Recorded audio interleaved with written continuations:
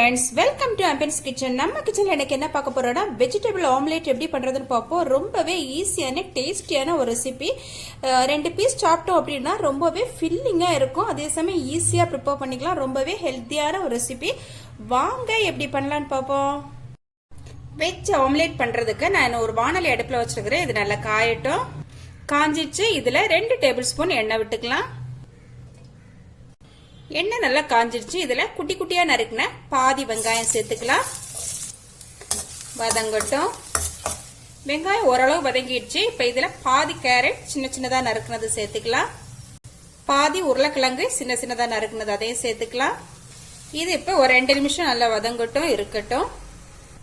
2 நிமிஷம் ஆயிடுச்சு. இப்ப காய் ஓரளவு வெந்துச்சு. இது கூடவே நம்ம பாதி தக்காளி இந்த மாதிரி குட்டி குட்டியா நறுக்குனது அதை சேர்த்துக்கலாம். அது கூடவே குடைமிளகாய் பாதி இந்த மாதிரி குட்டி குட்டியா நறுக்குனது அதையும் சேர்த்துக்கலாம்.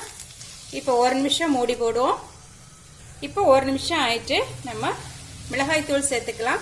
1/2 டீஸ்பூன் மிளகாய் தூள், 1/4 டீஸ்பூன் உப்பு, 1/2 teaspoon garam masala, pinch of மஞ்சள் தூள் சேர்த்து இதை நல்லா கலந்து விட்டுக்கலாம். இப்போ மசாலா சேர்த்து 1 நிமிஷம் வதக்கியாச்சு. இப்போ ஸ்டவ் ஆஃப் பண்ணிக்கலாம். இது கூடவே கொஞ்சமா மல்லி இலை சேர்த்துக்கலாம். அப்புறம் காரத்துக்கு ஒரு பச்சை மிளகாய் சேர்த்து கலந்துக்கலாம். இப்போ ஒரு பவுல்ல 4 முட்டை நான் உடைச்சு ஊத்தி வச்சிருக்கிறேன். இது கூடவே ஒரு 1/2 டீஸ்பூன் உப்பு சேர்த்துக்கலாம். அப்புறமா நம்ம வதக்கி வச்ச காய் இது கூட சேர்த்துக்கலாம். நல்லா கலந்து விட்டுக்கலாம். கலந்தாச்சு.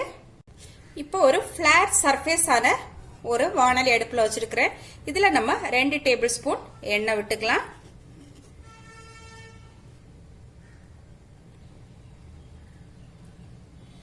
எண்ணெய் நல்லா காஞ்சிருச்சு. இப்ப நம்ம இதுல விட்டுக்கலாம். மீடியம் ஃப்ளேம்ல ஒரு 3 மினிட்ஸ் அப்படி இருக்கட்டும். இப்ப 3 மினிட்ஸ் ஆயிட்டு மெதுவா திருப்பி விட்டுறலாம்.